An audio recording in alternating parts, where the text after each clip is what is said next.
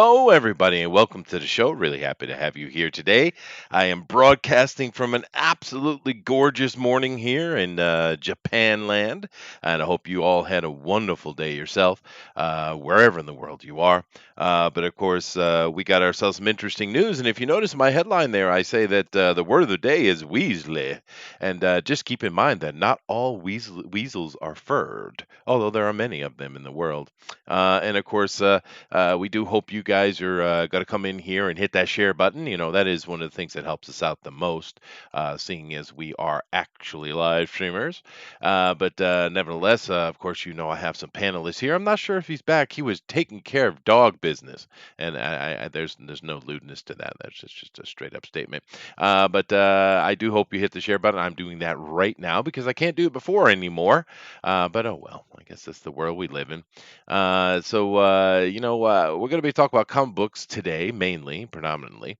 And if you guys have any information or anything you want to kind of let us know about or give us information as we're going along, please do.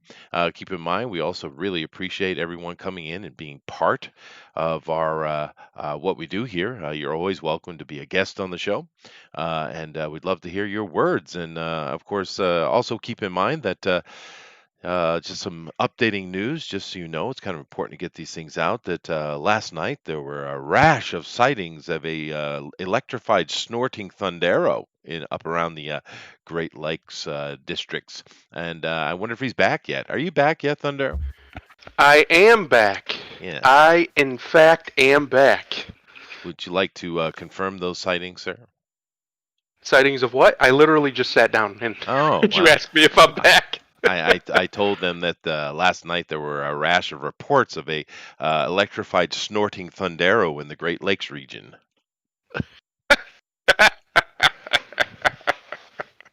Could be. Could be. Could be. I can neither confirm nor deny Yeah. these reports. My Let's see. publicist told me not to. Yeah. Oh, very good. That's good. It's good you have a publicist.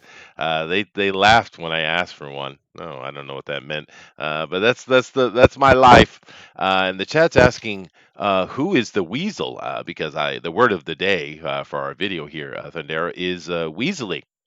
Weasley. Weasel. Yes. Oh no. There's lots of them, Eric, and you'll see. I'm going to do my best. Today, we're going to start with something maybe positive in the comic book world, and we're going to end with something positive. In between, Yeah. it's all Weasley. It's all Weasley. I do apologize, Well, but Chester, what can I do about it? in the Discord chat, Uh huh. Pocket Jacks Comics would like to know if he can come on in. Of course you can. Oh, that's right. You have to control who comes in. That's right. Oh, I forgot about that. Yeah, go ahead, dude. Of course. Everyone's always welcome. We'd love to talk to you guys. So how was your day, Mr. Thundero? Boring, but that's good. Boring. Boring days are days that are what we're after. Is it? I think this year has been exciting enough. It has been quite the year, and we're coming to the close of it. Even though it's been an awful year, it has been a quick one. I think it's just as my age, though. Years just kind of fly by. How absolutely screwed up reality is, though. It should be the opposite. Young people should have time fly by, and the old people should go to creep, right? One would think. You would think, but that's not reality. That is not reality. It's weird because years go slower when you're younger, right? It takes a long time, or at least it feels like it, for years to pass, but yet moments are so much faster when you're younger. Like, because you're having more fun, I would imagine. So, time flies when you're having fun. You have a lot less responsibilities. That's true. So it just seems like these moments happen, boo, boo, boo, boo, boo, boo, boo, but yet that time as a whole is still just crawling along. It's just a weird thing. Yeah, no, time is an odd thing as far as we humans perceive it. It is malleable, and I think Yeah. this is where Einstein kind of got his thoughts. He is a very clever individual, and I think this is where he started getting on his thinking. Of course, it's turned out he's completely wrong, but that doesn't mean he didn't move things forward, right? Yeah. I think we still should give some love to old Einstein and a lot of those old guys. Of course, this is pretty much true when you look back to any scientist or any innovator of the past. As time goes by, they're proven not to be right because we humans have no actual truth yet, right? We don't know any truths yet. Hopefully, one day we learn a few. But the only one who really seems to still be relevant from the old, that older time is Tesla. And of course, all our technology is kind of based on what he did. So, I mean, but Hmm. he's like the only one, right? A lot of them, their theories and their technologies are obsolete now, and Yeah. but not Tesla. So, Teslas are still constantly being validated. yeah, no, they are more and more so. It's Yeah. actually kind of crazy how far ahead of his time he was. Like he was, people think he was like, I've heard people say, "Oh, he was a century ahead of his time." No, he was probably a couple centuries ahead of it. Well, He was he just so far beyond everybody else as far as theory goes that they're just now starting to unravel it, and they're still not even done. They're not even close. Well, a lot of people get the word genius put on top of them, whether they deserve it or not. Tesla, in my opinion, in the 20th century was only the only true genius that you can name, at least one who was effective in the future of humanity. Let's put it that way. I mean, Hmm. that guy was an actual genius. Einstein is a very smart guy. He was very clever. He had great perception, great vision for a lot of things. And like I said, I'm not knocking on Einstein at all. But I mean, he's not. They proclaim him as this amazing genius, and he really wasn't. And of course, if you listen to the man himself, he told you he wasn't, right? Tesla, however, his brain is just insane levels of ability. And Hmm. comic book Bob wants to say Newton. Uh huh. Uh huh. Yeah. I don't trust anybody who never had sex with a woman, Bob. Anybody. Yeah. Anyway, come on in, guys. Say hello. Well, everyone's welcome, Roger. You know that. You come over and say hi. Bob can say hi. Anybody wants to say hi can. But Booster is the real Paulie Shore. Uh huh. Well, maybe. I think he's a lot funnier than Paulie Shore, to be honest with you. Do you remember Paulie Shore? Yeah, of course. Um, no, Pauly Shore. Buddy? Pauly Shore was a. He was funny, but Eh, he hit that weird. If he would have tried to become famous at any other time, it would have never happened. He hit a that's true. weird That's time in true. like a paradigm shift culturally in the country, and because of that, he was, I think, able to get himself far more over as a Hmm. comedian and as an actor or whatever you want to call him than he would have in a more stable culture. I think Because that's that was always right at true. the start of the massive shift that became the late 90s, right? So like the 90s was a weird cultural place where things were changing drastically very quickly, Hmm. especially since the 80s were such a, you know, crazy town culturally. Yeah, Um, it was. and the 90s was like a backlash against a lot of it, but then it also went into like full on, uh, just counter establishment stuff. And I think Paulie was like right in the middle of those two narratives insofar as you could put him as anything, and his comedy was just out there enough that it worked. So I think if he would have been at any other moment in American history, he wouldn't have been famous. Whereas some other people were just so talented, it's impossible for them not to be famous. I personally would rather seen him in a gulag somewhere, personally. But if you think about what survived the '80s, seeing you talk about the craziness, of course they're constantly trying to copy the '80s, but what actually survived the '80s is interesting when you look at it in retrospect. Heavy metal survived the Yeah. '80s. Now, how is that? Of all things, heavy metal survived the '80s, and it almost didn't. I mean, the early '90s was, we had Dawkins, dude. Yeah. I mean, Yeah, the early it 90s was was a weird it time to was be depressing. alive. It was depressing. But it's back with a frickin' roar, dude. It came back and it's been back for 20 years. It's persistent. So I guess heavy metal is one of the genres that is just, I don't know, official genre, I guess. Hmm. Because Hmm. we get all kind of little weird stuff that come and go, like the mod scene we were kind of chatting about with Rod Stewart the other day.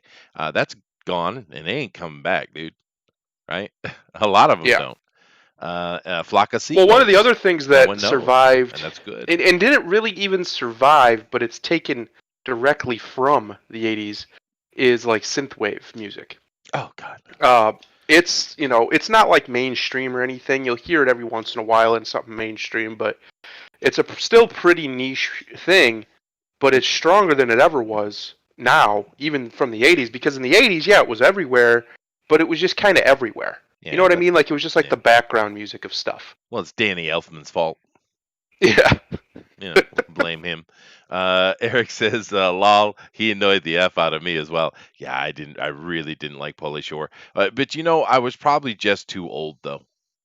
I think I Yeah. was because I'm from just before that, and it was this what why? But there was a lot of kids acting like that. Keep in mind, Bill and Ted, which I'm not the hugest fan of, is playing on that same culture, right? A lot of things came out of that weird goofball caveman comedy era of freaking California. So I'm just too old. I think. Don't It hate me, was a Chester. weird time, like we were saying, because in the early '90s, especially, there was this very California-centric Yeah, push yeah, in our culture, that's true. which was a shift away from the '80s, which had some of it, but there was a lot of Midwestern-centric in New York as well, East Coast as well in the '80s, and it pushed hard towards uh, the West Coast for some reason. I don't know why these things happen, but it's a very strange time because like even like shows like Saved by the Bell, right? Oh That yeah, show originally started in Indiana. It was based in Indiana, yeah. and then somehow it was in California eventually No, because everything had to be in California. now Saved by the Bell is a perfect example. It's very much the whole Pauly Shore thing, right?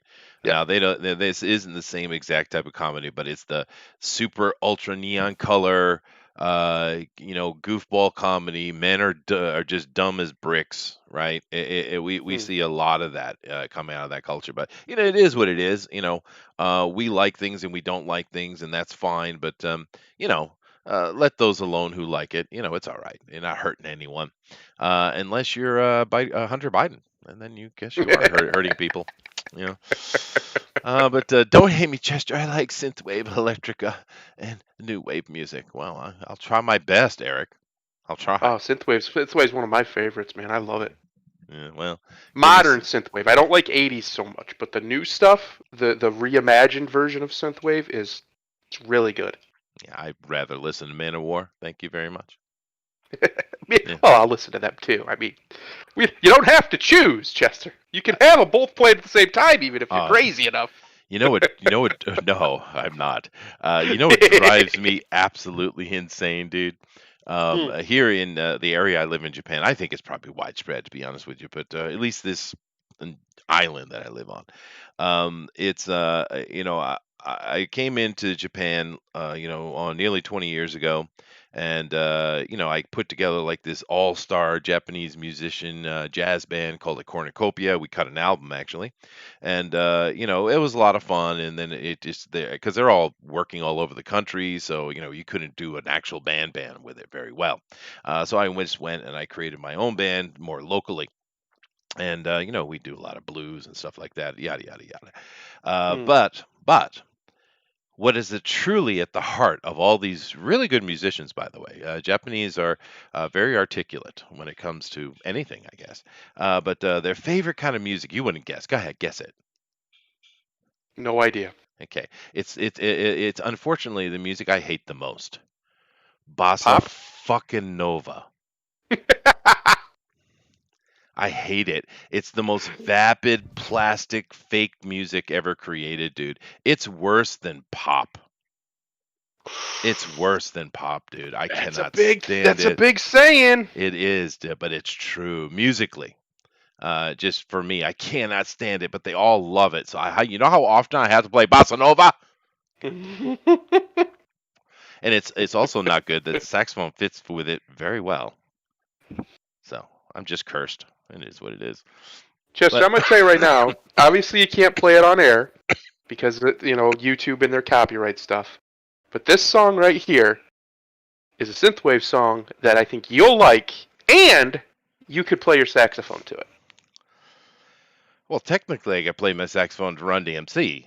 Technically. Well, you know what I mean, though. It would actually, sound decent if you. That's always been my metric for music, not necessarily a genre, but if it can be multi-genre. If I think it's genuinely a good song or good music, whatever you want to call it, when it can exist outside of the genre it was created in and even thrive. So there's some songs that can do that very well, some that can't. For me personally, to like objectively say it's good music, it has to be able to do that. Oh, well, fair enough. Yeah, that's fair enough. That's like the really good chef taking horrible, disgusting food and making it good. I get it. Yeah, Yeah. yeah. Yeah, okay, but let's not talk about bossa nova anymore. My brain hurts enough. But anyway, we've got a bunch of people in here. Flying Saucer came in and said, "Yikes!" Do apologize, Flying Saucer. But we do got some news to get to. Are you ready? Oh, I'm ready. All And right. Booster is ready. It's the perfect timing for the Booster Boy. He's It's just got me. a sense, it seems. Sixth sense. It Yeah. must be all the Kiwi. I have 6 of them. Yeah. You do. Well, Yeah. you're just You are one special. up on all of the rest of Yes, humanity. I Good know. job. Good on you, man. I don't know what the 6th one does, but it's there. It's doing something. It's doing something. That's all that really matters in the end. But all right. So I'm going to go ahead. I put it up for those guys to look at, but I'm going to put it up for you Aw. guys. Now, I am starting with Someone said something. I'm funnier than Paulie Shaw. That is a You are. We all agree. that is a very low standard. It is. Thank you. But take what you can get, brother. Chester Yeah. and Booster, have either of you ever actually seen Pauly Shore's actual stand-up and not his movies? No, I haven't. His I haven't stand-up seen is really either. funny, but his movies are incredibly cringy. Pretty sure I'd take Carrot Top any day. Carrot Top. The Carrot Top went a little weird with the whole muscle thing, but I'll tell you what, and steroids, mainly steroids. That dude's freaking hilarious, man. He's a I very think funny Yeah. guy. I'll stick with Bill Burr. I reckon. Oh, As much as I now you get dislike, professional on us. as much as I dislike, country music, I'll take Foxworthy and his group over any of them. Oh, Foxworthy's They're just real funny, hilarious. too. Yeah, Mm. Yeah. yeah. But I mean, Bill Burr is like one of the best working comedians right now, dude. Yeah, he is. It's he- a shame that his wife has infected him with a bunch of anti-white yeah. black feminism, but Yeah. Whatever. that's what dude. happens. It He, does. he seems to be trying to resist. His angry, rational side so badly wants to combat it, but he can't take all of it away. Well, Sadly. I can tell from experience that there's certain aspects of black women that are just intoxicating. Are they? Oof. Oh yes. Oh my. All right. Can we powder them up and sell it? Powder them? You mean make them what, motherfucker? What's This- wrong with you? Hey, I didn't say what color the This powder is a was. power not meant for humanity. Yes, okay. Anyway, here's our beginning of our news, and I think this, I'm not sure. I think this might be positive, maybe. Booster? DC Comics announces line-wide future state event coming in January. Before you freak out, before any of you freak out, because I can feel it, right? Uh-huh. This isn't going to be replacing main continuity. No, know. but I read through the article, and I think this might be a fun thing. This is replacing what Jim Lee wanted to do. Of course, he had an idea, but then Dan Didio got booted, so things got changed, and they're going with this thing. 5G was a terrible name. It was, but it doesn't really matter. I just the important thing to think about is that they're in this Ultimates in a way. Take from DC, they are going to mix things up. As you see, Flash is a black woman over here. Batman is a black man. With prosthetic legs, which looks so silly. It does. But this is kind of the Ultimates. I felt when I was reading through the article. It's different. It's not the mainstream thing. There's another man over here who's missing his legs. So yeah, there's a lot of handicap Well, leg proness. replacement. Yep. Superman. Superman looks like he's a cuck. And he doesn't have a cape. Notice that.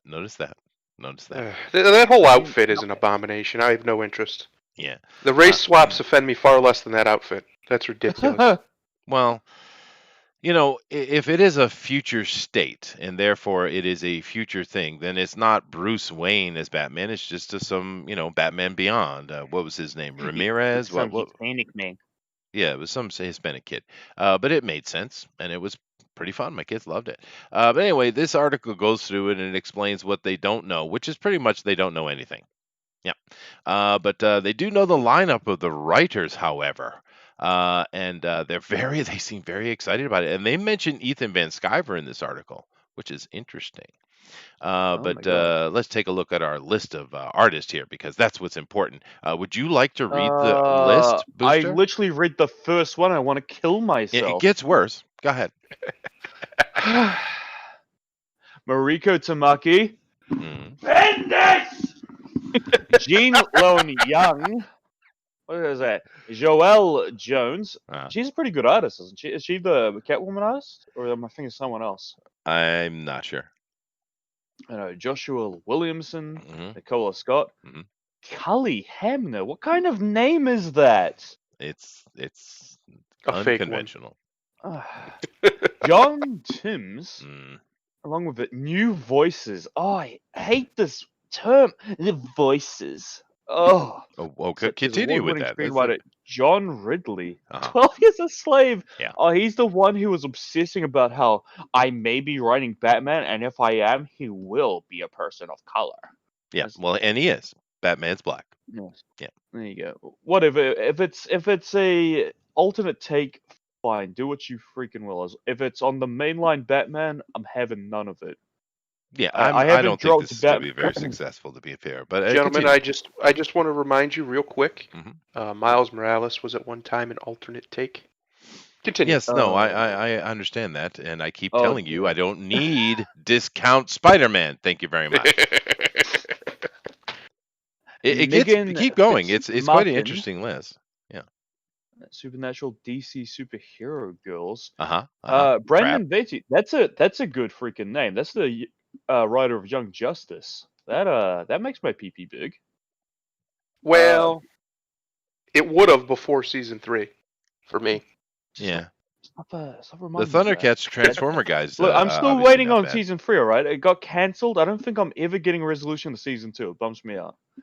Alifa Martinez. The next two are really good. McKinney.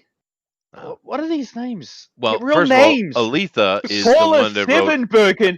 Sevenbergen. This is some kind of super Jew. He is. He's Seven Bergens. But let's not get too far ahead of ourselves.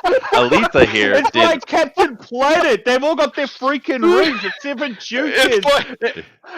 By your powers combined, I am Seven Bergen. Oh, God.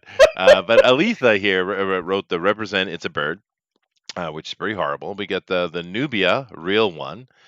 These are very woke people. Keep this in mind. Seven Bergen is clearly a little woke. Stargirl's not that bad, though.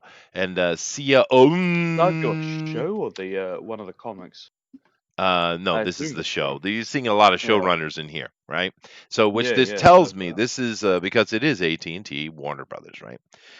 What I think we're seeing here, it's not detailing, but we're going to see not only in the comic book line, but we're also going to see animation, and we're going to see maybe a movie or two. This is across the board.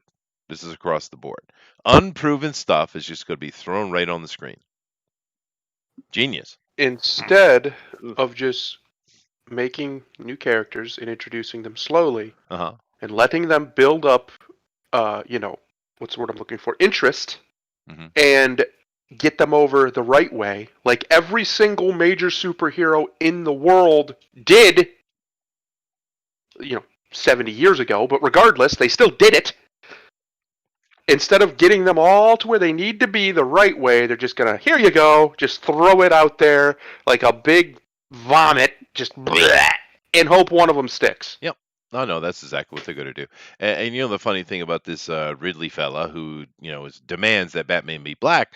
Well, the thing is, in the Bat family, we had a black dude from Africa, actually. And I kind of like Batwing, I think his name was. I kind of liked the character. I enjoyed the book because it was natural. It happened. Well, it was just a good story that just kind of came to be. This is going to be artificially created, and it's going to be bad white man, clearly, right? Yeah. So you're screwed before you started there, brother. Oh well. It's it's just also tiresome. Yeah. I think everybody is pretty well just tired of it.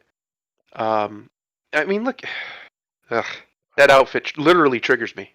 That Well, Superman outfit, it pisses me off. well, I don't like it, and it disgusts me as a human. it does bug me. The cape is incredibly important. But what we're looking at here is, of course, we have we don't know the setting, we don't know too much information yet, and if you do know, we'd love to hear from you. But basically, what you got is not Kal-El, something else. You got a black female Green Lantern, which is fine. Maybe she's John's daughter or something. We have Why is maybe she so pale?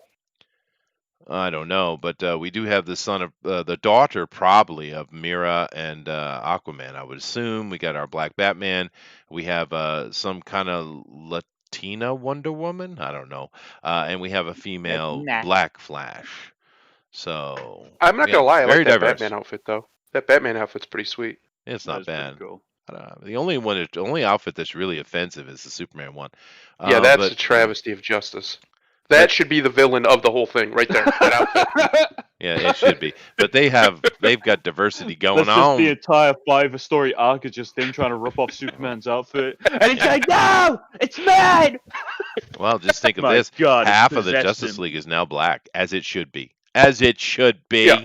Yeah. Just like statistics. Because half of the world's population is black, so representation and all. Yeah. And this article goes on. You guys can go read it. This is actually a pretty in-depth article here. There's a couple of them recently from Bounding into Comics. I have some Bleeding Fool stuff in here as well, but this is from Augustine. There's a Trent article later. We're going to look at it, which is pretty good. But you go to give it a read. It's quite in-depth. It's thorough. It's actually newsworthy article, which we don't see. Why?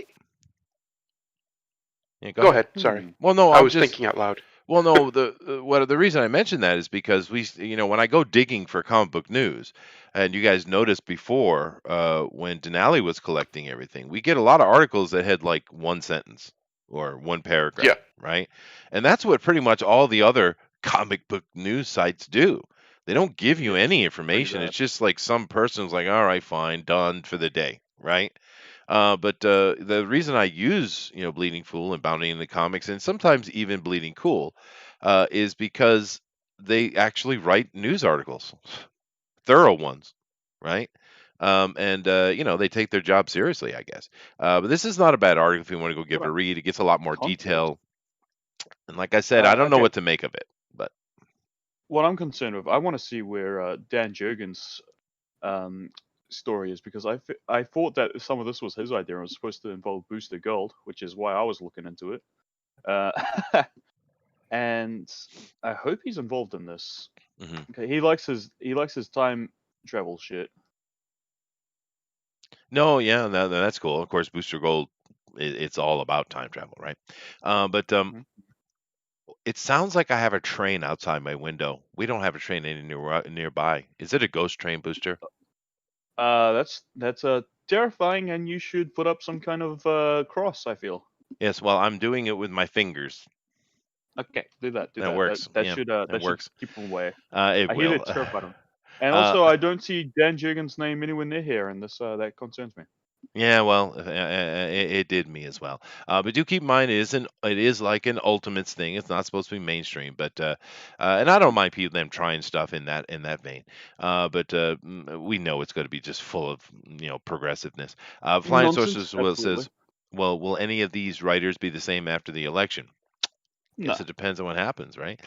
Eric Hawkins says DC announced the books will be returnable. Have no idea how that's going to work. Black Lives League. Yes. Well, speaking of that, shows very little confidence in that. And if I can just quickly point out, they reckon that Luke Fox is going to be the next Batman if there's going to be a black Batman. Right? That's Lucius son. Fox's son. Yeah. I find that a lot less offensive than a random black guy. Yeah, as long as it's not making Bruce Wayne black, I don't really care. Yeah. You know, but of course, it doesn't. For us, we don't really care what the race of the person is. What irritates us is that the creator does, right? Yeah, But they have to anyway, make it this so this weird. this article here from Bleeding Fool is connected. Booster, if you'd like to give it a little read there.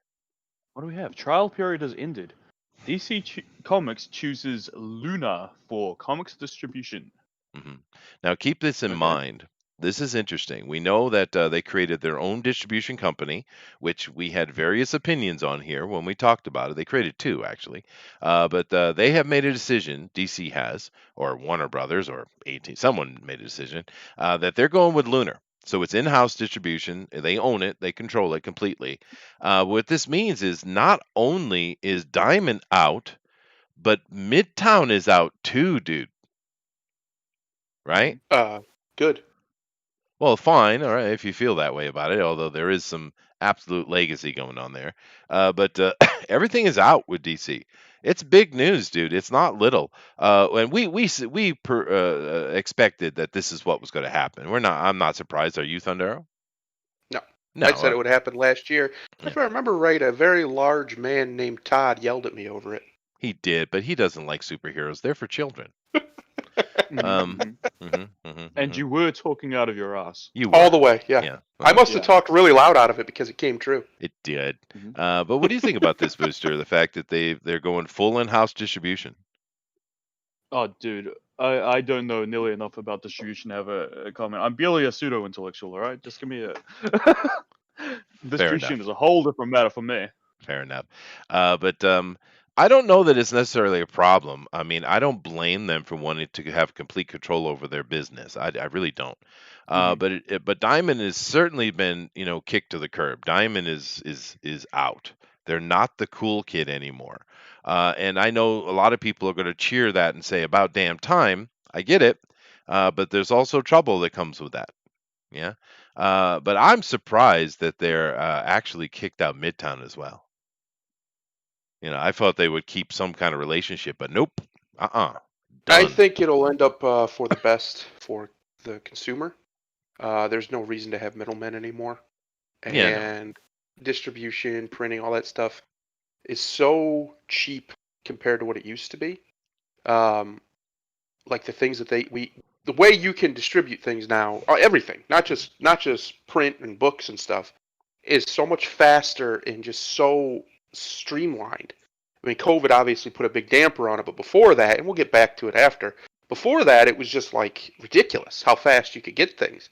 Um, I just don't. There's no reason for it anymore. The reason the middlemen existed is because they had the ins.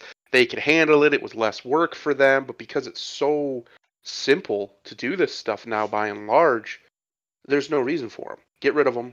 Diamond was a terrible is a terrible company anyway. I'm glad they're gone. Midtown, it is what it is. Um, I think it'll be better for the consumer in the end because they have absolutely no excuse to not allow returns now. It's completely in house. There's no separate contracts or any of that nonsense. So returns can happen, and that'll be better for the entire industry as a whole, the health of the industry, Yeah. because we'll start to see actual real numbers with actual dissatisfaction reports that will make sense because we'll have returns, which is pretty sure if you're And returning something, you're not satisfied with it. So Mhm. I think that'll be a very good thing for the industry in the long run if it's going to remain any kind of real industry. Yeah, and I do like the return policy, which is why I put this alongside with the first one because of that mentioning, which Booster actually and I acknowledge as well. But this letter here from Midtown is a bit sad for me. But it is what it is. They do say in a whimpering way that they're not closing, guys. We still have other things we sell. But yeah, it's kind of sad. Please, me. We But sell Please. things, me. but Please. the good thing though, I think, Booster, is the fact that because of this, we might actually see comic books get back into convenience stores, pharmacies, et cetera, et cetera. We might actually see that happen now The because spinner rack dream again. Yeah. Well, I'm just saying that that's how you get to a wider audience. You need to put it in front of people. Yeah. I might have mentioned this before. I'm sure I did, but old people repeat themselves. But Yes, yes. many, many, many years ago, more than 2 decades ago, when WotC, which we're going to get to WotC in a minute here, by the way. But WotC decided that they did fourth edition, which no one was really happy about because they were just trying to make D&D a card game. It was like, what the hell's wrong with you? Mhm. But then they made a decision that they were going to stop running Dragon and Dungeon magazine and putting it on the shelves because they felt that it was obsolete. Now, I sent them a letter, a very lengthy one, professional one, because I was in a position of actual authority, DDS, PhD type of thing. And so I sent them a letter and I got a response from WotC, a very professional and official one. And they basically said, well, thank you for your opinion, yada, yada, yada, yada, but we feel this is the most efficient thing to do going forward, yada, whatever. And of course, they're wrong. Magazines are more popular now than ever, right? You go to Mm, your convenience store or your bookstore. There's magazines just absolutely flooding the shelves, right? But yeah. yet, magazines are dead because people over, and I saw this, and I think Thundera had made a similar statement some time back that yeah, digital is great, but it doesn't replace the tactile experience. And we, as Right. we said, Booster has six senses. The rest of us only have five, Mhm. but we Yeah. humans enjoy interacting with all five of them, and the digital just doesn't cut it. It doesn't have the smell. It doesn't have the feel. It just doesn't. Just doesn't And taste the same. Yeah, I get you. exactly. Or But I quite mean, literally, yeah, when you get a new book, at least maybe it's me because I have ridiculously strong sense of smell. I So can you just want literally to taste smell it. it. Yeah. yeah, Yeah. no, of course. If you I smell it, thought you you were are talking about, tasting it. That's just want fair. to Yeah. just want to lick it. Yeah, No, I lick don't. it. I Give don't. it a I give it a don't put little my tongue upon it, Booster. give it a little nibble. You know what I'm saying? Yeah. Like it's a lover. Well, there are particulates going into the back of your mouth. That is fair. It's true. But Just so put it in your mouth. I'm just saying that this whole push for digital that they've done, I think there's a place for it. There certainly is a place for it. But comic books are a tactile thing and they should Yeah. be in your hand. And I think the industry is starting to come around a little bit to realizing that. And I think we're going to see a little bit of a shift. And hopefully with Lunar, we will see comics show back up. Because if you want to pick up this young generation, if you want to get these kids into reading your books, which you should be doing, it needs to be where they can be easily got at because a parent isn't necessarily going to know where a comic book store is or know anything about it or go out of their way. Trust me, a lot of parents are just tired and they Yeah. don't want to do anything more than they have to. But if you have a comic book sitting right there in the convenience store and the kids, hey, mommy, can I have Captain America or whatever? Then the mom's like, yeah, sure, fine. You know, and the Well, the thing, other thing they need to do is they need to expand their distribution on the main markets online. Because a lot of younger people and even parents, some of the parents use, they shop on Amazon, they shop on Walmart.com, whatever, and those kids know how to get on those sites and find what they want. They're not. I mean, these kids are yeah, far more tech savvy than most of us are, yeah, and so they'll especially find me. it if they want it. If it's out there to be bought, they'll find it. So I don't see any reason why they can't make deals with these big distributors, these big, retailers online to sell the stuff That through too. there. Yeah. They But they should be doing that. In fact, they do it some, but they should be really doing it. It should be a big deal. Imagine like a DC Amazon partnership and make it a big deal and push it and do what you got to do. Put a bunch of DC stuff up on Amazon Prime and like go crazy with it. You yeah. could do that without Diamond in the way. Absolutely. And there is a model that the Japanese do here that I think might be useful for the West. What they do here is when the manga comes out, it comes out usually in a kind of an anthology form, right? It's a big, Hmm. huge, thick ass book, the size of a damn telephone book. For those of you who remember what those things look like, and it's just got many, many stories in it. But it's made on newsprint. It's cheap as hell. There isn't even color in the damn thing, Yep. and the kids read these things all the time. And then what they do is the ones that are popular, the ones that the readers demand that they like, they will then transfer that over to another medium where it's put on beautiful paper in its own book, beautiful color. and you can go buy that. Why can't we do the same thing with comics? Go back to newsprint, throw them cheap. I mean, like $2, $3 in the convenience stores and the pharmacies and such like that, where people are. Make it cheap. Just put on the newsprint and then have at your comic book stores or online, as Thunder had said, your graphic novel version. Your Yep. trade paperback. I mean, The it worked really well here. the entire industry is 20 years behind where it should be. This step here is a massive step in the right direction. Mm, Direct market stuff like this is the future. Anybody who knows anything about retail or just production, that's the way it's all going. They're cutting middlemen out as much as possible. There's still some because Amazon and stuff is huge and they control the market share. But you can a lot of this stuff, a lot of just about anything, you can buy right from the factory nowadays if they offer that, and a lot of yeah, places do. yeah. So there's no reason to put barriers between you and your customer. Let them shop the way they want to shop, and then offer. If they only want digital, cool. It's real easy to do on Amazon. You offer them a digital copy. If they or whatever, if they only want a hardcover or a soft cover or whatever, offer it. Put together. They could compile every month. In fact, they could do this. All the books they put out for that month into one really thick book every month that you spend Yep. whatever that would be $60 on or something, whatever it is, whatever makes sense. Or do it And it's weekly. every book they put out. Yeah, or they could do it weekly. Every book they put out that week, $25. Bam, you got them all. Boom. Yeah. Every one of them. Why Yep. not? Why What is not? stopping them? Do the Shonen Jump thing. Yeah. Yeah. I mean, even if it's only a version that goes into the convenience stores, because Yeah. you could do it real cheap. Parents, it's not so much the parents wouldn't throw at it. The kids can enjoy it. If they like it, they can get a better version. You can promote that in the book, which the Japanese do. I think it's actually a good model that the West might want to pay attention to, because it's saving money for the company and making the money on the back end efficiently, right? Yes. Because not every story gets put into a premium format, right? But anyway, Eric says that the ideas regarding printing comic books in newsprint and making them available in convenience stores, pharmacies, and grocery stores involves common sense, which means it won't happen. Well, Eric, you're not being positive. I don't know. I think this is a step massively in the right direction. I think the problem is these companies are old and they've got a whole lot of rust on them, Yeah. and they just need it shaken off and they need to get up to speed real fast. Yeah, and they also need I to think start making Disney's fun product. been well, right, but before they do that, it doesn't matter if their business model's antiquated. Like it just doesn't. The way the market moves now, they have to match that. They have to get in line with it.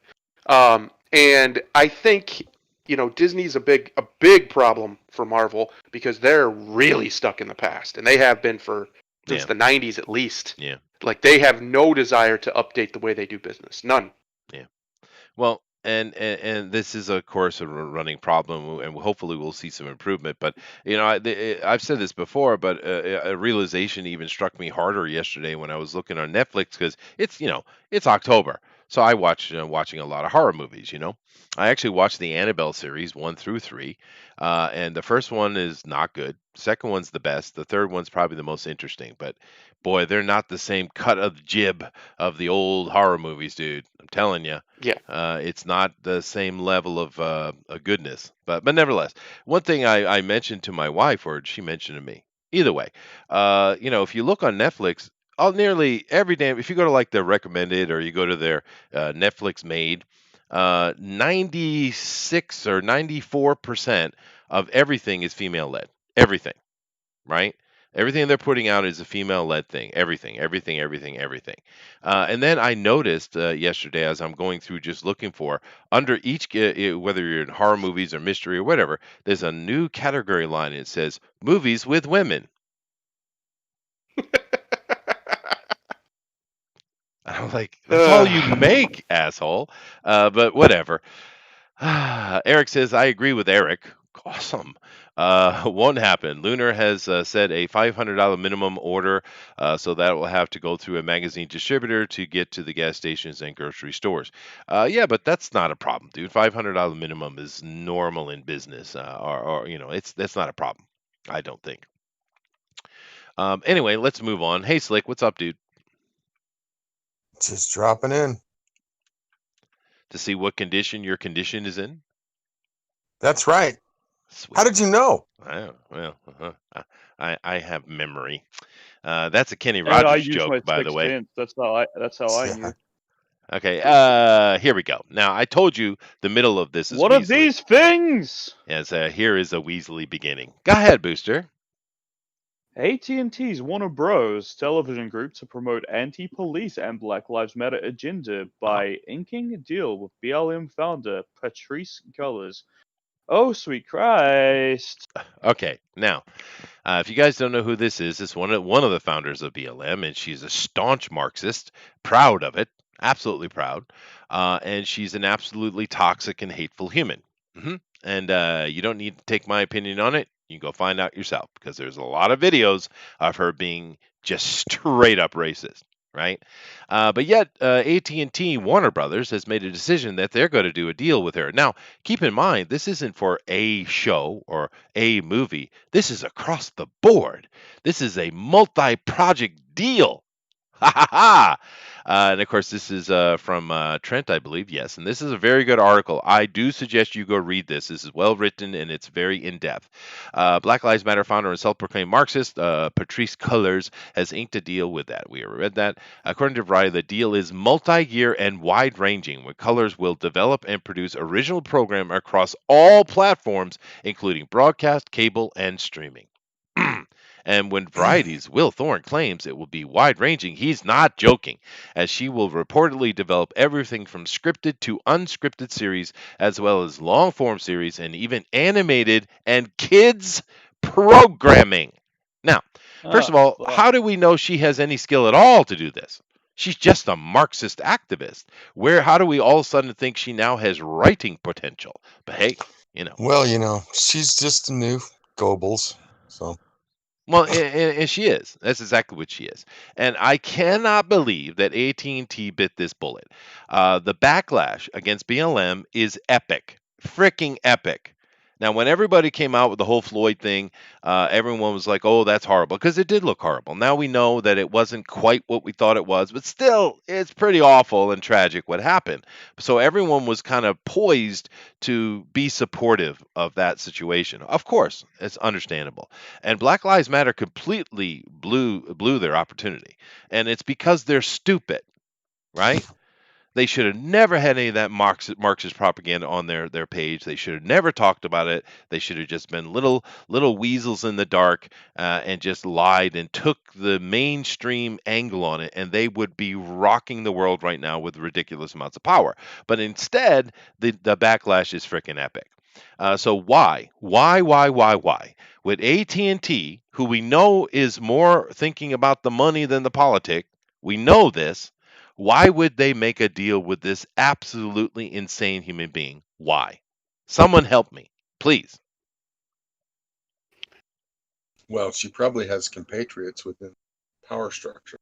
I'd imagine, but this is because the big people deal. who own AT&T and AT&T are the same people who promoted, That's propped the up, and funded compatriots. I meant Black Lives Matter. comrades. I'm sorry, comrades. Yes, I get the joke. Thunder, continue. The people who funded, promoted, and created that organization are the same people who fund and own AT&T. Yeah, no, I guess, but it's a dumb move, dude. The backlash against BLM is legitimate.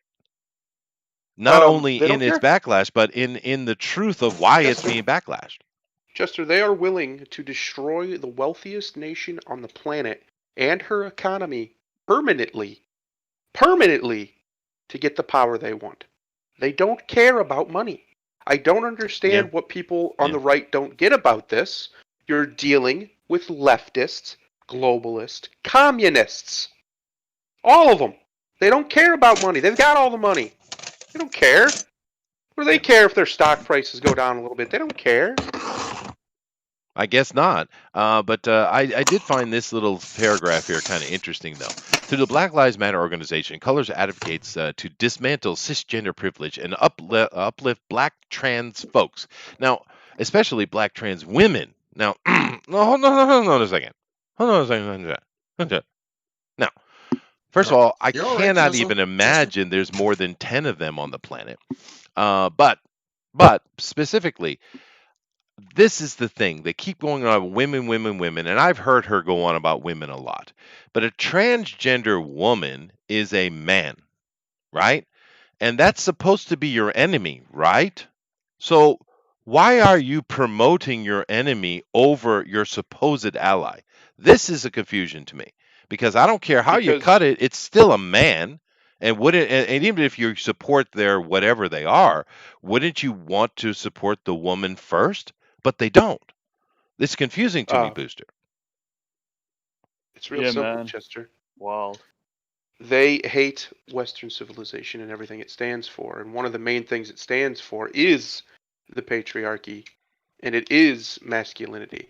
And in a masculine society, none of that shit would be tolerated. Anybody promoting it would be executed publicly and quickly. But we don't live in that society anymore No. because about 100 years ago, our idiot ancestors decided to give women the right to vote. Oh, bam! All right then. But I do find it ironic, though, that's the state of things with them. Yeah. But they really. What in the hell are you doing, Slick? I swear to look at God, this. Slick. Look I at thought that, it. man. Oh shit! Why are you taking a bath? Now, more importantly, why are you in the backwoods where you're having to fill your bath by hand? This is the question that eludes the public today. Okay. Look, I was unthawing some tilapia. It was in a big pot, and I had to pour out the water. I thought I had muted. I apologize for the deluge of sound. Fine. All right. Now, Booster.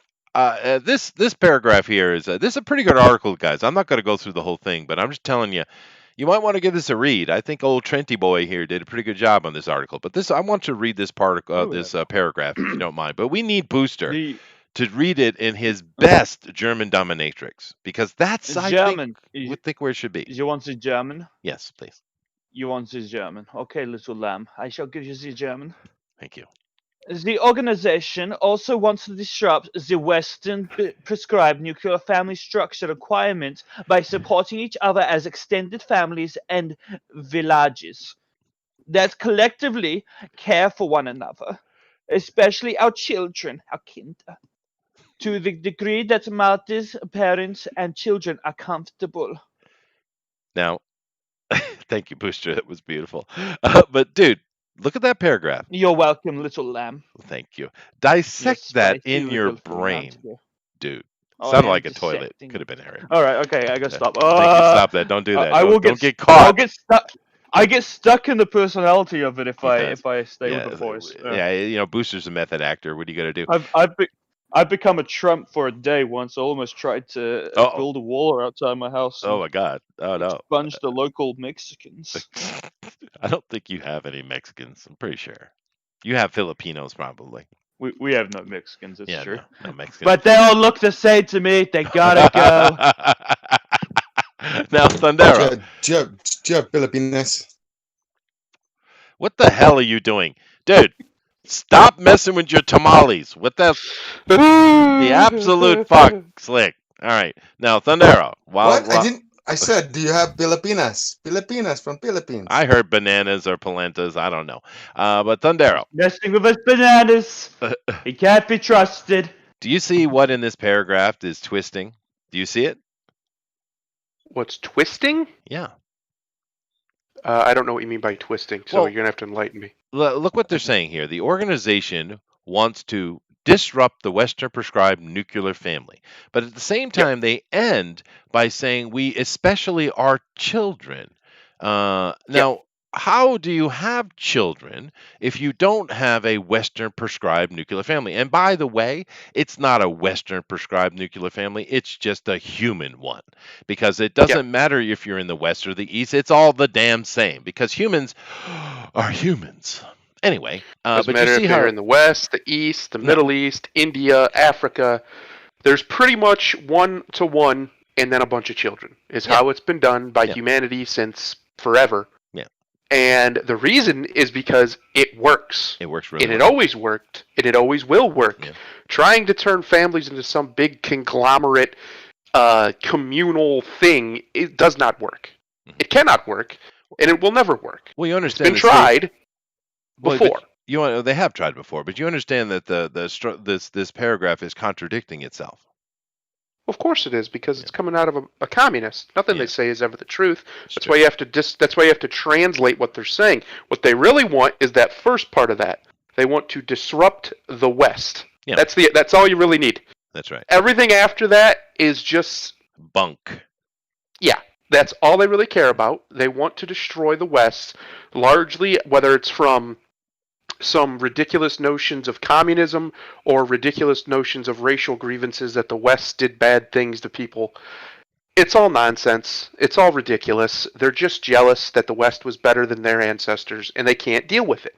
They can't look themselves in the mirror and be like, my ancestors weren't as good as these people's ancestors at basically everything, including war and science and math and just everything.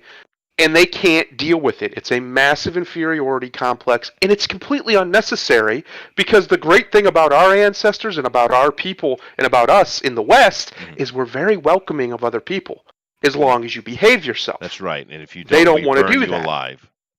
Yeah. We do that. Yeah. But anyway, it is interesting you mentioned that it works, because there is an interesting little biochemistry going on in the neurological chemistry that goes on in the human body, particularly in the male, that promotes and actually advocates for Thundero's opinion, in the fact that did you know that in a man we have a natural oh damn it, my brain just left me. A natural, Proclivity? thank you, to chase around as many women as possible. This is what we do, but we also have, once we find the woman we want, we have in our brain, we have the ability to switch into monogamy. There's a chemical aspect that goes That's on the not human true. brain. That was a woman lie. No, it's not. It's actually true. No, look, marriage is a female lie to trap us so they can steal our sperm. This has nothing to do with marriage. This has to do with monogamy. Yeah, It's the same thing. it's not even close. But nevertheless, What do you even think it is? You fool! I'm telling you that. Open your third eye, Chester. Okay, but men have this in there. It's built into us. What's going on? There's actually chemistry that helps you to be monogamous. It's pretty cool. The interesting thing is women don't have that. So that a woman who's running around having sex with many, many women, or men, men or women should be the other way, Nice. they cannot come back from that. Because when you become jaded to things, this is why relationships have so much trouble. Women have no way to come back from it. There's nothing in their brain that can fix it. Men do. We can be absolute whores and then come back, find a woman, be not monogamous, no problem, because we have chemistry that is helping us to do that. Women do not have that, right? Chester, you have to then admit that men and women are different biologically and on a fundamental level, and that we are not equal because we are different. You can't have that because everybody's equal. Egalitarianism all the time for everything, which is nonsense. I mean, just obviously, Chester's taller than me. He's older than me. I'm smarter than him. You know, we're not equal. It's true. Well, we are a dimorphic species. We are. Yes. There's nothing wrong with it. That's the weird thing about it, is it's become cult-like in this zealotry that we all must be considered equal at all times, which is preposterous. That one thing. He was like, just let me have this one thing of you. Please, just I need at least one thing. You have everything. You can have whatever you want, man. Mothers, parents, and children are comfortable. Sorry.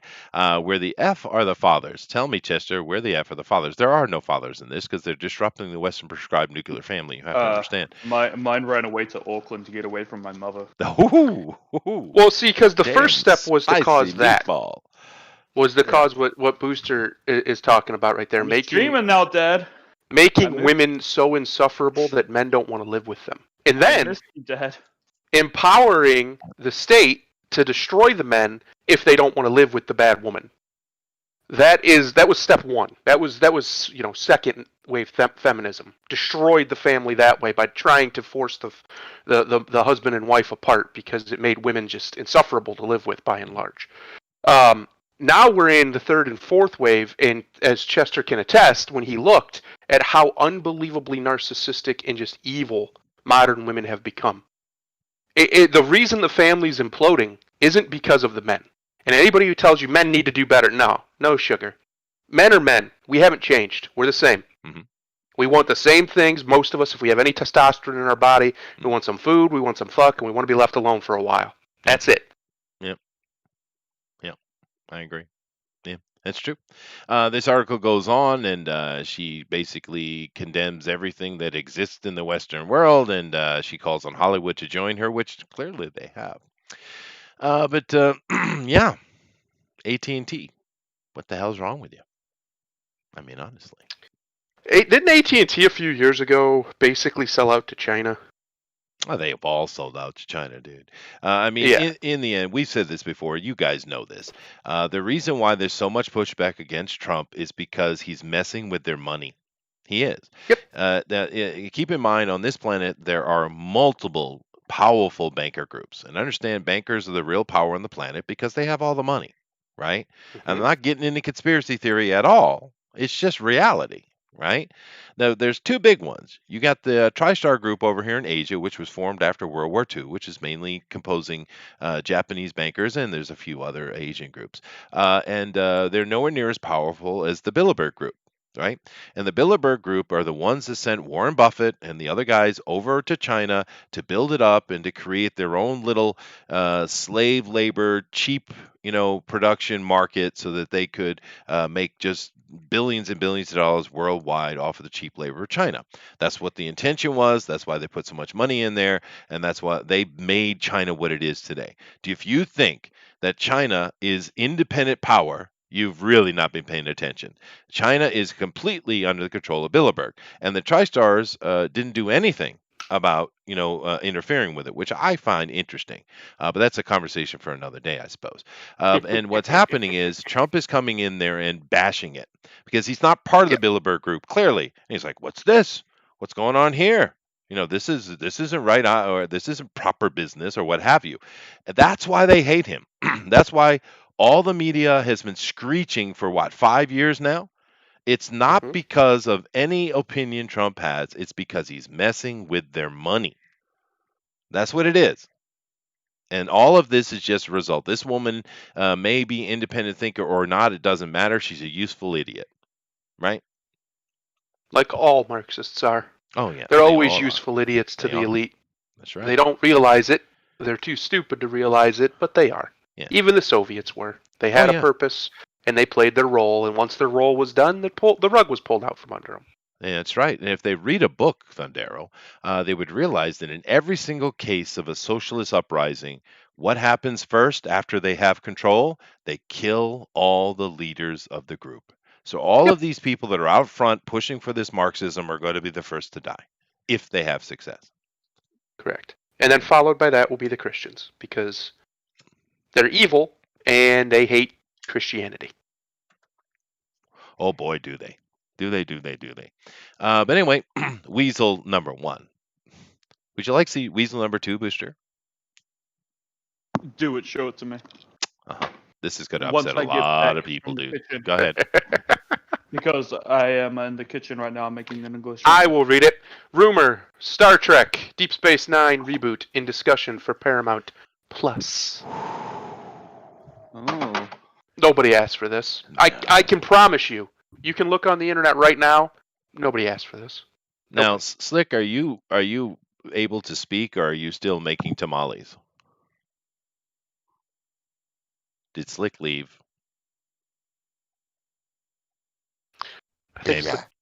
Oh, there you are. Ish. So, Ish. Are you able? Are you here? What do I have to? And yes, can you hear me? I can hear you. Can you hear me? Good. Now, here's the thing. I want your opinion, Slick, if you don't mind, because I do recall us having a Star Trek conversation at one point. But this rumor is actually a little bit stronger than a rumor. And in this article, they're talking about they're going to reboot Deep Space Nine. and they are talking in vain of all the other great Kurtzman successes, including Picard, Mhm. of that they want to emulate with Deep Space Nine, the most revered Mhm. of all Star Trek. Understand that. I mean, there's a lot of Star Trek fans. Some of us like the original, what have you. It doesn't matter. Everyone reveres Deep Space Nine because it was written so well.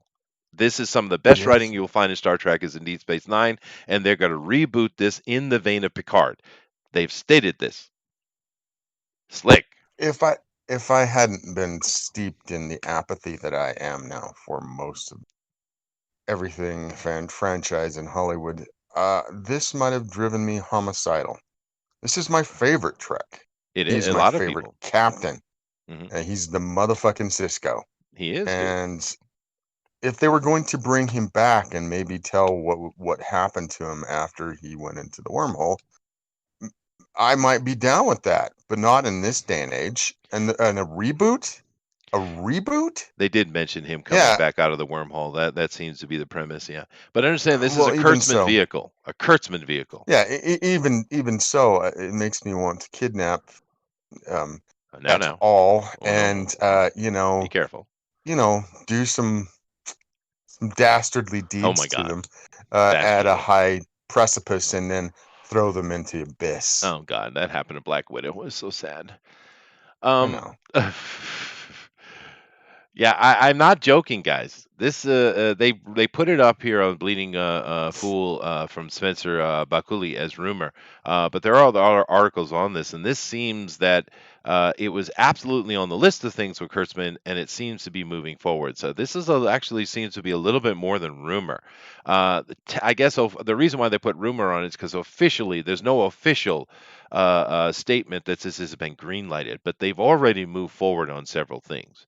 And the Is simple, this a reboot or is it a continuation? well, I that's mean, we don't know. there's a We don't difference. know. Although Because they, if it's a continuation, I would have loved it at another time, but after what they've done yeah, to Picard, yeah, it's bad, yeah, dude. Yeah. no, Well, it seems it's that bad. the people around Kurtzman mentioned that they want to explore what in a Cisco coming back from the wormhole, right? Well, So they'll probably make him that's a good thing. transgender. I'm sure they will, dude. The I'm sure the wormhole he'll has be made shipped him a in. He'll woman, be a and he'll transgender be Jewish woman. in Perfect. drag, and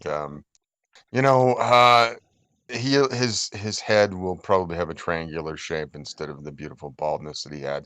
Yeah. It'll just be something different and new, Uh-huh. novel Yeah. and with bad writing. I'm sure that'll be the saddest thing because, we all know that the Discovery and Picard and Lower Decks and all there's a whole list of them. They actually list them off in here of stuff that Kurtzman has done. It's just all crap, dude. It's all crap. Let me get to that list in here. They put it up in here. Here we go. They always say that, and they always say that the Ashkenazi Jews are smart, but I think Kurtzman bucks that trend. Yeah, they also say black dudes have big dicks, and they surely don't all have them. It's true. And how many of you sampled? I don't ask questions you don't want answers to, Booster. He- Anyway, so Cisco's got. well, Look there at were this these list. parties that he used to go to. Yeah, that's true. I have and- been to many Beltane. So Cisco, Picard, Commander Riker in Lower Decks, of course, Captain Janeway in the Prodigy, which I haven't seen, and of course we also know Discovery. All these are Kurtzman's absolute abysmal track record. I agree with you, sir. And this article just goes into the creation and all the things that have been done and all the nonsense that would come with an actual DS9 reboot, or just continue even a continuation under these people. If This if these people weren't completely and utterly insane Mhm. and political zealots and activists, I wouldn't mind it. I wouldn't mind a continuation of the Deep Space Nine story, especially since I it wouldn't kind of was either. left unfinished. it was. And what they could do with modern technology for like the big space battles and how cool. Because I mean, DS9 was the closest we ever got to a Star Trek war, what that would look like. Yeah. And it was done in the 90s. Yeah. So The imagine Dominion what we could War- do now. The Dominion War was pretty cool as far as it went, but I mean, I would love to see it, but I mean, not in these hands. No. No. I mean, No. and that's probably what's going to happen, just because they know it'll just make all the old fans want to rip their hair out completely and bash their head against the wall. And so I'm just, like I said, my apathy, I just stopped keeping it at arm's length, because otherwise I would be very, very, very angry. Well, just like with Star Wars, there hasn't been a canon installment since 2005. None of this new Star Trek stuff matters to me personally. I don't consider it legitimate or canon. It ended at Nemesis as far as I'm concerned, and that's where it ended. Yeah. I mean, but one question I have is that these things are not making money. No. I mean, they had invested heavily to get the franchises, and they have not made real money. No. Why do Even they think Netflix that this bailed on it. formula? Well, yeah. Why do they think this formula is going to continue to work? Are they just throwing spaghetti at the wall at this point? I just don't. I think they have a message to get out. They've been told to put it out, and that's what they're doing. I think they're Yep. under order, dude. Correct. I do. Because, like I said, even ultra woke Netflix just absolutely backed away from what Kurtzman is doing. Well, it makes you wonder, right, when just about every single facet in entertainment is just putting up the exact same message, right? It's got to be like, this is coming from somewhere, right? This all just came out of nowhere. All of a sudden, has spread everywhere. Mhm. Like, surely someone's doing something. Like, I've broken it down before. It started in the 80s and 90s when the cultural Marxists, as they were called at the time, took over the marketing departments. And they started, not necessarily in companies, but in like the institutions, right? So where the marketing research was done. And they started telling them things that are just obviously untrue. Things like women control 90% of all financial decisions in the country. That's what? That's preposterous. No, they don't. But they believe this. When I was selling cars, I was told this repeatedly, that that's the truth. Yep, 100% it's the truth. Even though it's not. There's no way it is, unless I just live in some weird bubble where none of that's the truth. Right? Everybody I know, my entire city, my entire area of the country would all say, no, that's ridiculous. But yet, we're all supposed to just believe it's the truth because some expert don't says believe your lying eyes. Don't. Yes, exactly. Yeah, well, but that's fair, where it started. If you're talking Booster, about is they took it over. It's true. But if you're talking about the decision making on money or spending of money, about 80% of all the money on the planet is spent by women. It is. Yes, but that's not the same thing as the no, decision making it on is the money. Not. You're right. Like in over here in Japan, women do manage the money. But in the end, any major purchase or anything that happens in this household goes through me. Yes. Right. And that's the same way in most places. The same way I grew up. My mother did all of the bills and things, but my father was always right there watching her. Yeah, she did the labor of it, but he was the one making the decision. Sure, and to be fair, it goes the other way too. I'm not going to make some big giant purchase without talking to my wife, consulting her. Correct. Of course, it's we're a team, right? But no, of course it's fair. Well, it's also a part of the globalist agenda that's been going on since the early 90s. That's part of it as well. But nevertheless, this is dumb. No. I can't even believe that they would touch Deep Space Nine. It really is sacrosanct. I do agree, Ray Thulu. Enterprise is my favorite Star Trek, but I have nothing but respect for what they did with Deep Space Nine. If they'll touch Picard, and really they went after Kirk first. Yeah. If they'll do him, there's nothing they won't go after. Yeah. Talk about Star Trek. Totally not getting James T. Kirk, dude. No, not at all. They turned him into some snarky, entitled brat.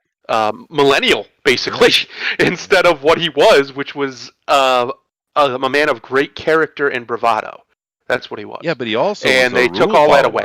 He followed the rules. He was very much a military man, but yet they think he's the only time rebel, he really cheated is when they told him he had to lose, and he said, "No, I don't."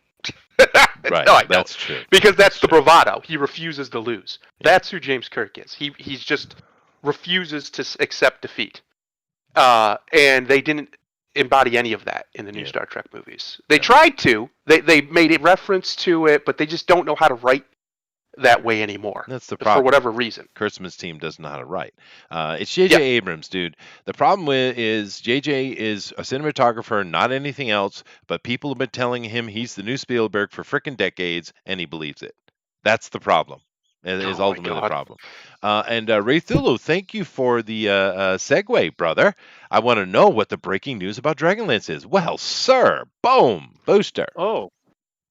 What is this? Dragonlance creators Margaret Weiss, is Weiss, Weiss? you frickin' Neanderthal. Ah, piss off. I played a game where that was spelled and it was pronounced as Vice. You can fuck off.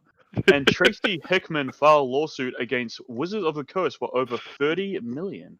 Wow. Now, of course, I'm assuming everyone here knows who Margaret Weiss is. I mean, she's one of the most important females in the D&D role-playing world, right? Mm-hmm. I mean, you know, I know of her. Well, not only did she create Dragonlance, she's created a ton of other things. Matter of fact, her superhero role-playing game she came out before Disney bought Marvel and shut it down, which pissed her off so much that she threw all the files online for free, which I have. She is absolute genius when it comes to tabletop role-playing. She's really, really good. She's a great writer too, you know, she's female though, so that can't be possible, right, Thundero? It's not possible. Yes. Women get no opportunity that's whatsoever. not allowed, in fact. Even though she's completely, incredibly respected. I mean, she's on the same level as Gary Gygax and Dave Arnson and such, right? But whatever. But they made a deal with WotC, if you read this article here from John F. Trent, and to put out some new Dragonlance books. Awesome, right? And they made the deal. They put it through, and they were actually to the point where they're starting to translate it for foreign audiences. And then the basically WotC pulled the deal away. They just pulled it, which they can't do legally. There's already a contract, and that's why she's suing. But that's not as important as to why they pulled it. Why would you think they would pull one of the most famous writers in any kind of fantasy writing we have? Why do you think that WotC would pull her books? Why do you think they'd do that? Anybody want to guess? I already know the answer. Booster, why do you think? I don't know. What do I think? He's eating ham sandwiches. Is Jim there? Is Jimmy there? I'm here. What? Take a guess, Jimmy. Why do you think they would pull this nonsense on such a renowned writer? Yeah. Because she likes men and women's together or binary. I don't know. I don't know what. It's worse. I don't know what they're. It's worse, dude. Yeah, it is. Yeah. She thinks men are okay. That's Nope. no, but she does. That's closer. That's close. But it's even worse than that. Go ahead, Thunder. She likes. From my families. understanding, what it appears to be is because it was too white. Yep. There was too many white people, Yep. so they couldn't have that. You mean the game that white people came up with? Based on is white mythology. too white? Yeah. Based on white Europe, mythology? yeah, that stuff. Yeah. Based on European stuff? It's too white. How But then they also dare get mad they? when you make other creatures, and for some reason in their ridiculous racist minds, they mean like orcs mean black people, Yeah. which nobody ever thought that, but these Ever. freaking morons. No, Nobody. That's just systematic of their racism. Yeah. Yes. Yeah. And there's a couple more things on this that get even more twisted, dude, because Thunder is 100% correct. It's because it's too white, and they've had so much trouble recently with all the diversity and complaints about racism from D&D with the orcs and stuff he was going on, the yada yada yada, that they just couldn't get behind it. But it gets worse than that. It looks like they might actually put the books out. They're just going to change it because they are no longer taking any editing from her anymore. So it looks like they might actually put the books out, just change it to what they want to change it to. And also, I hope she bankrupts them. well, I it's hope her and Hasbro. Whit She Hickman doesn't have the. That's not enough money to bankrupt Hasbro, dude. But the thing with it is, not only are they doing, it sounds like they're doing that, they're also messing with her in her communications with Penguin Publishing, Random House, right? They're actually interfering with her going over to them, and not only in regards to these books, but her own stuff anyway. My God, dude, these people, So they're the basically entitlement. They're trying to cancel her. In They're other trying to words. cancel her, right? And why? Because she's a normal person. She's just a normal mom. She might even be a Christian or a conservative. I don't know, but she's certainly not a wacko. She just writes normal stories about people, and of course, we're talking about medieval fantasy Europe. We're not talking about African fantasy or Indian fantasy or Asian fantasy. There are role playing games which cover those, but they can't stand the white people being involved in their own culture. They can't stand it, right? And this is an absolute slap in the face, and I hope that they take at least some pain out of this because, I mean, like I said, she is one of the most revered people in this genre, and you're going to treat her like that, right? And we know what it is. It's a bunch of younger people who have no understanding of the history of anything, and they just know that we're just trying to make it right. Yeah. And they don't do their research. The same thing we've been bitching about for years. They don't do their research. They don't know what they're talking about. They have no clue who she is. They don't, right? I mean, they go after Gary Gygax and attack him all the time. And it's like, well, then why are you working for this freaking company then? Why are you working for the house that Gygax built? If he's such a monster, what are you doing there? Why? What's And wrong with Gary? nothing's wrong with Gary. He was the perfect little closet nerd. He's perfect in every way. Yeah, I'm just trying to figure out why he's a monster. Because He's not. He likes they wouldn't women. have jobs. He wouldn't have jobs if he hadn't done. Of course, probably this was all developed in Africa first. Yeah, of course it was. But this is simply a segue into the next one because, boy, talk about entitlement. Talk about these people sitting there bitching and burning down the very house that pays them. Let's get into another one. Oh, what's this, Booster? Read this. Read this, Booster. What do we got? The Boys showrunner Eric Kripke claims Marvel Comics films lead people to embrace Trump and populists. This guy, who does a great job as Homelander, by the way, goes into an absolute tear. That's not him. That's Anthony Starr plays. So why are they using his picture then? Ooh. Well, this Basically, the showrunner. Ooh. Well, the showrunner. All right, whatever. This dude, right? Goes into an absolute tear of how horrible comic books are, how horrible superheroes are. They're all fascist, which once again proves they don't know what the word means. Goes into an absolute tear about how horrible America is in an interview. And yet, this asshole is taking money, getting famous and rich off of comic books. What in the ever fucking love of this is this Thundera? It's just baffling to me. You are making money, you are part of the industry, and you are living in the glow, but yet you're going to bitch about it? Dude. I apparently came back at just the right moment. These people are completely entitled, disingenuous pieces of shit. And he should be focused on making his show not garbage. Because that last episode was garbage. Hot garbage. It was the worst episode of a television show I've watched in years. The more I think about it, the less sense it makes and the worse it is just from a functional standpoint at storytelling. Yeah. He should be worried about that and not worried about fascism. Yeah, but because whether he wants to admit it or not, we're already basically living under what he calls fascism. It's not fascism, but that's what he thinks it is. And guess what? He grew up that way, and the whole world's fine and doing well, actually. Humanity is better off now than it's ever been in the history of the world. Ironic. But this is an interview with the Hollywood Reporter. This isn't rumor or background conversations. This is straight up interview you can go watch or read probably. But he once again he claims that superhero myths in general have undeniable fascist underpinnings. Well, really, how so? How so? Let's ask a question first. What does the word fascism mean? Because they don't know what it means, dude. They don't understand that it is a form of Marxism. It is Marxism. You absolute idiots. And he goes on about how patriotism is bad and populism is bad and nationalism is bad. And that's just not true. There have been examples of nationalism going wrong, sure. But most of the time, pride and patriotism are a good thing, dude. Yeah. Well, here's the worst part about it, right? So when I was growing up, I remember my teachers trying to tell me nationalism's bad, but patriotism's okay. Well, now the left has gone so far insane with their anti-patriotism. Yeah. Even patriotism is seen as evil by them. You're not allowed to love your country in any facet at all. No. And to do so is racist. And you hate minorities, Well, which is ridiculous. hand to God, I'm obviously. a racist then. Yeah, I mean, if that's your definition of it, then where's my armband and where's the guy with the mustache? Because we got some work to do. We got work to Like, do. Yeah. come on.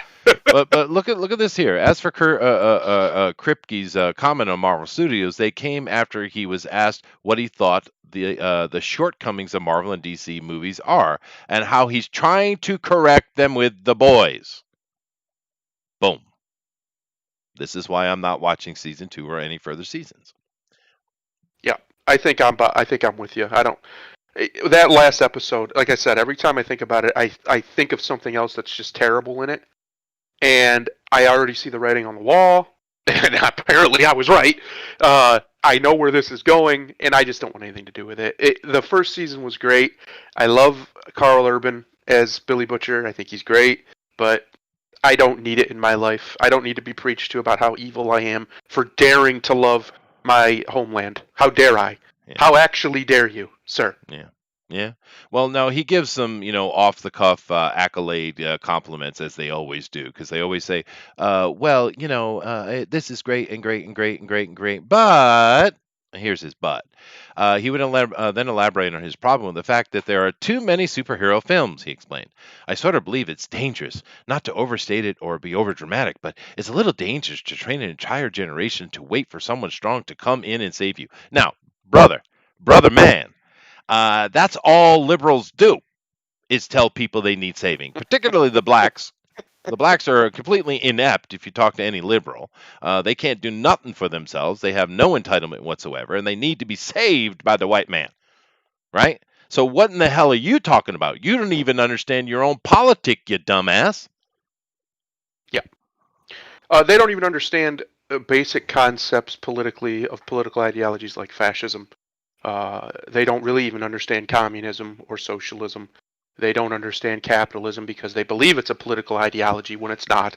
They don't understand basic republicanism, which is what America is supposed to be. They don't understand these political ideologies. And the weird thing is, I don't know if he is, but a lot of these people have actually studied political science and they still don't understand it. Yeah, well, I had to question the professor who's teaching it. Yes. But, because they don't get it. They really don't. He says, continuing that's, I think, how you end up with people like Trump and populists who say, I'm the only one who could come in. It's going to be me. That is not what Trump says at all. Correct. What Trump says is, damn it, I was living the billionaire lifestyle, but I had to come in and do something about it because the country's going to hell in a handbasket. That's what Trump says. He doesn't say anything about I'm the only one. He says we have to do something. You dumbass. Yeah, whether you like Trump or not, and I didn't like him at first. Whether you like him or not, he stayed on message the whole time. He's changed the target because the target has changed, but largely the same forces that were screwing us over in the 80s and the 90s and the aughts are screwing us over today, or trying to, and he's stayed on that same message, and he's not wrong. And anybody who says he's wrong, I would love for you to come to my city, and I can show you how right he is, real fast, how right he was, about how fast and how much they raped the American worker, how much they've been raping the American worker of any potential, of any actual wealth creation. Not good wages, wealth creation. There's a difference.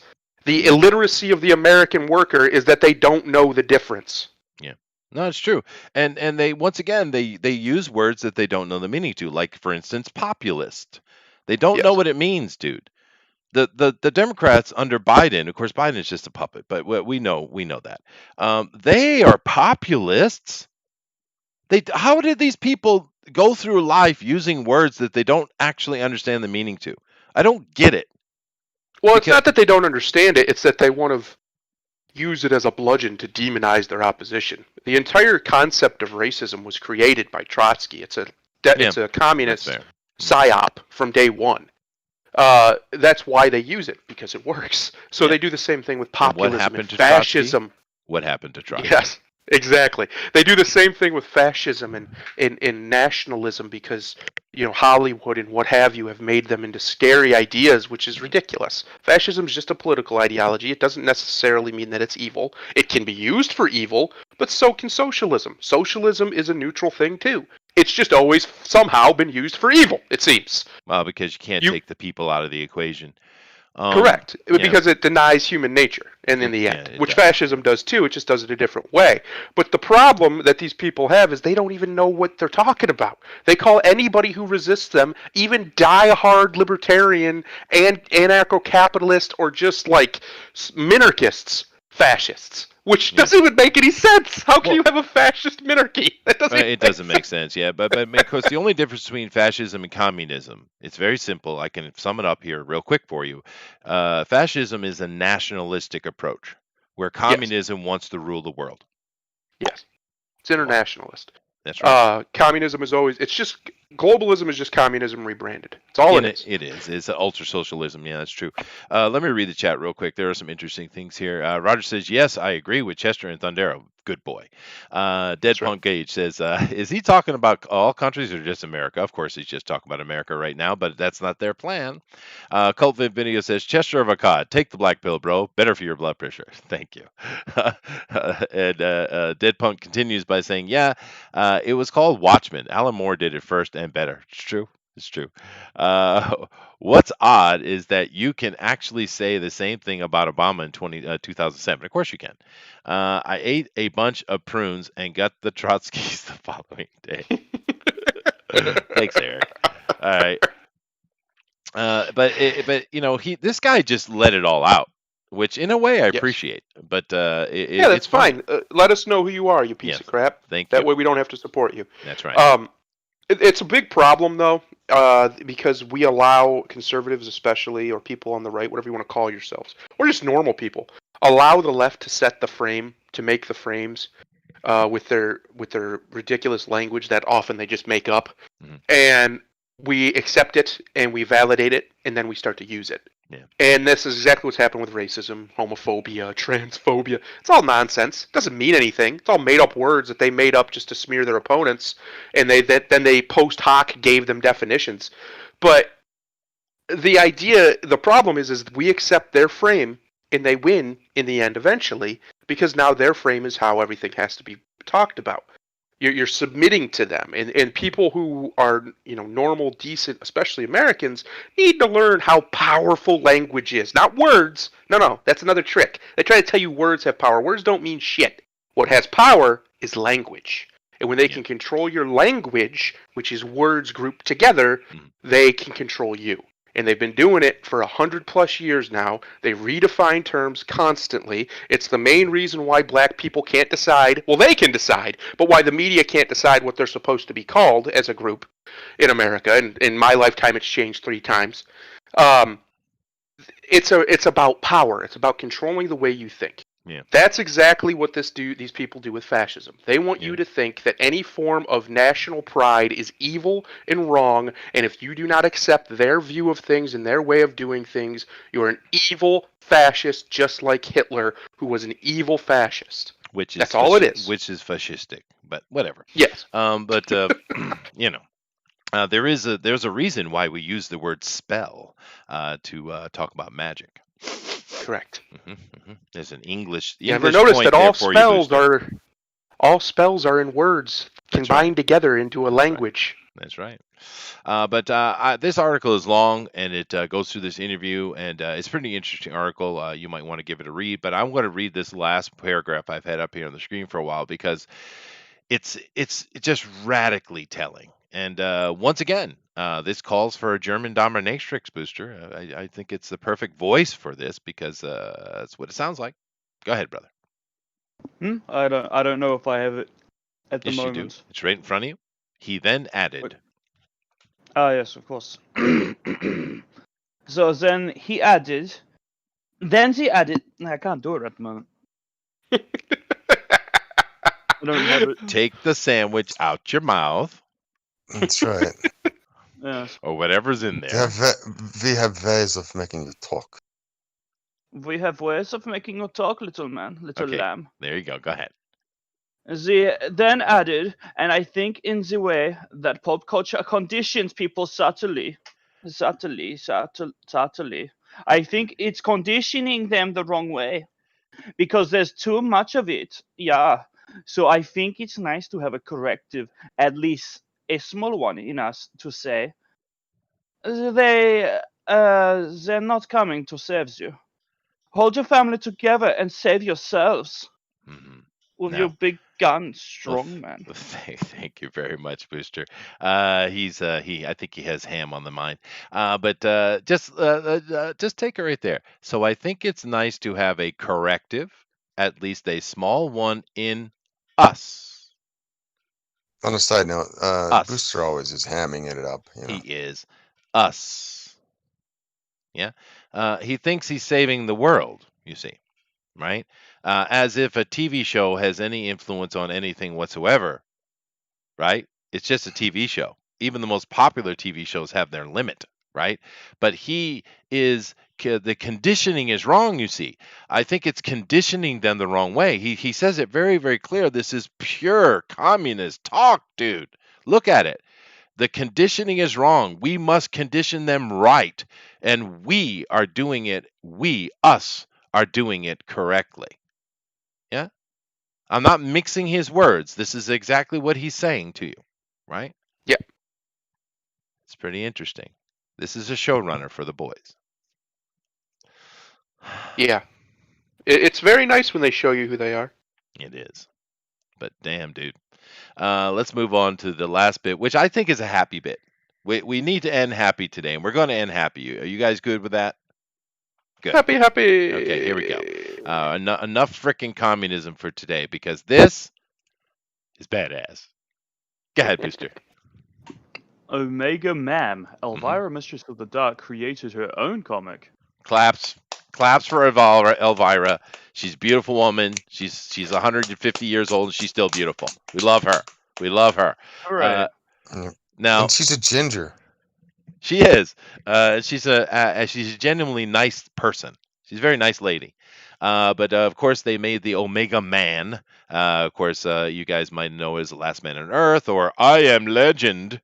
But instead, we have Elvira is the last woman on Earth, and she's going to be completely unaware of the fact that she is. I'm sure because that's Elvira. Happy ending with Elvira, dude. There's nothing but happy endings when it comes to Elvira. But they kind of go in a little bit talking about the creation of it, which is all well and good. It's 48 page here. I just want to look at the art. She's fixing her hair. She's in her Adam's family house there. She's got her punk poodle, and something happens, and she kind of gets up, and she goes out to see what's going on. She's showing her ass. Everybody clap for Elvira's ass. Clap. Okay. Yeah. Clap. I don't think I would mind ever if I told everybody that when she was younger, she did pose for Penthouse magazine. So yeah, well, she's a beautiful Just woman, dude. What do you want? she is. She's very. Okay. And she's going out in the world and checking it out, and there's nobody there, and she's all alone. What's happening? Oh no, what's happening? And then, of course, the zombies appear. Zombies. All right. Awesome, dude. So check out the Elvira Kickstarter here. Okay, I will. I'm going. I'm doing it. All right. There's 25 days to go. They have made $6,666. Wow. No, that's their goal. Oh, I'm sorry. That was perfect. They made nearly $76,000. Rock on the Kickstarter. Dude, go back Elvira. She actually worked with a group of people and put a comic together. She has been doing stuff like this recently. But I just thought it's Halloween time. Elvira's badass, and yeah. Go get some She's one of Elvira. those. She's one of those women that when the wacko feminists try and say that those proportions are unrealistic standards of beauty, just point to her because her proportions are insane. They're And they're all real. It's all natural. Yeah. And she is one of those women like Linda Carter, for instance, although this is a much nicer person than Linda Carter, that just has kept their beauty eternally. I know there's a bunch of makeup involved, but dude, she is an old lady, and she still looks fine. Fine, fine, fine, dude. And like I said, she's a really nice human. She's a normal person. When you sit and listen to her in interviews and stuff like that, she doesn't get into all this crazy feminist or this crazy modern stuff. She's just a normal lady. I don't know her personal life very well, but I imagine she's probably married with kids and all that normal stuff, right? So I like Elvira. Can you tell, Booster? Can you tell? She is if you I haven't met her personally, but I have friends who have met her, and just like you said, she's the type of person that if she's got time, she'll sit there and talk to you for a while. And one of them actually, who was kind of in industry, like in movie industry, knew him through that, and she'd go out and just hang out with people. She's like that kind of person. She's Yeah. really cool. Well, I've never met her either, but I have seen her at a horror convention type of thing. Well, it wasn't a convention. Up in Massachusetts, every year they have they claim it's the largest haunted house on the planet, right? And they bring a lot of Hollywood, horror movie stars will be brought in and will be guests. So I've seen her in that way, and you know who she reminds me of a lot is Kane Hodder. You guys ever meet Kane Hodder or seen Kane Hodder at an event? Nope. I'm not He's plays Jason. familiar. He plays Jason. Oh, okay. Jason Voorhees, right? But Okay. he is he's a big scary guy, of course. He's a big guy, he plays Jason, but he's the nicest, friendliest dude you'll ever meet. He'll sit and chat with you, he'll sign stuff with you. He's completely in his element and he's happy as hell. He's not in a hurry, he's not looking at his watch. He's just enjoying being with the fans. And Elvira, I only saw her the one time at that event, but she was there and she's the same type of person. She's just loving it, sucking it up and talking to her fans, and just she was the most happy go lucky person that you'd ever see. She was very much like Kane Hodder, because I know a lot more of you have probably seen him in an event than you've seen her, but to just give me an understanding. But anyway, that's what I have for today. I was going to come over here and kind of get a nice little picture of these boobages for Booster, just for Booster. There you go, Booster. They're lovely bobs. They are Lovely lovely. for old lady bobs. No, you're she's right. she's kept her look pretty good. I don't know if she's had work done, but she certainly knows how to keep the aesthetic. I think she's had a little work on her nose, but she hadn't got out of control with it.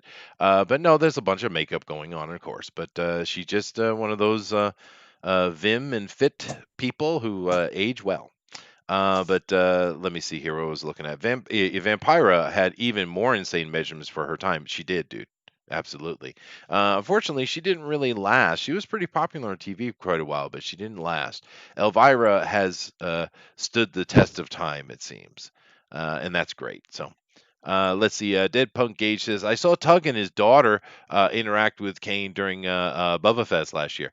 Yeah, Kane Hodder is a really cool dude, man. He's just yeah, like I said, I only met him at an event. He's standing behind a desk, and you can get his signature and stuff like that. But it's just watching him interact with the people is so cool because he's happy. He's loved being there. Because I've seen other people at events, and they just didn't look. They were waiting to get out, right? Like I saw the dude. What's the dude who plays Loki? What's his name? Uh, Hiddleston? No, what? Tom Hiddleston. Tom Hiddleston, yeah, that Yeah. guy. Now he wasn't being an asshole or anything like that, but you could tell he after a few hours of he was tired. He kind of was done. He wanted to get out of there.